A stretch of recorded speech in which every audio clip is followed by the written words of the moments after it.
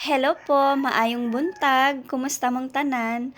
Mao din ni among ginabuhat dihas na aging adlaw. So karon pagid ko nakagawaan ni kay bisi-bisihan lagi ko nuhay ko.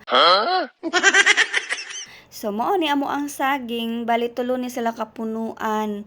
Amo na ni silang gipataga ni Adrian kay naunsa ba nga gamay pa man ang bunga sa saging. Mura pa kakadak-as sa ako ang kumagko sa akong tiil. Unya kay nakuha naman siya. Namatay na ang iyahang punuan kay giulod di ay. So mao din ni problema sa mga saging pod o sa problema. So amo nang gikuha kay useless raman gihapon bisag naa sa punuan kay di naman jud ni siya modako no kay na lata naman gyud ang iyang punuan. So mao na ni siya, sad to say, ang among saging cute gyud siya kaayo og bunga pero okay lang na kaysa naman gyud wala. So mao nang ning duol si auntie, mingon ta ko ni auntie, naliwat lagi nimo ang saging.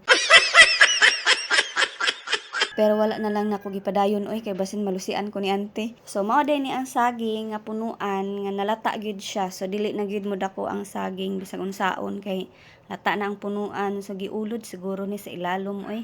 Mao ni sakit sa mga saging gyud. Mayo gani kay nagtanom si ante og ingani nga klase nga saging kay ganahan magukuha ng saging bitaw nga hinog na kayo tas prituhon o di gali kanang dungagon tapos ituslo sa ginamos. Mao jud ni akong ganahan, simpleng pagkaon sa probinsya. Ganahan gali ko anig nilusak kaso lang wala man nilusong dire. So ana ra dinungag or kanang prituhon lagi.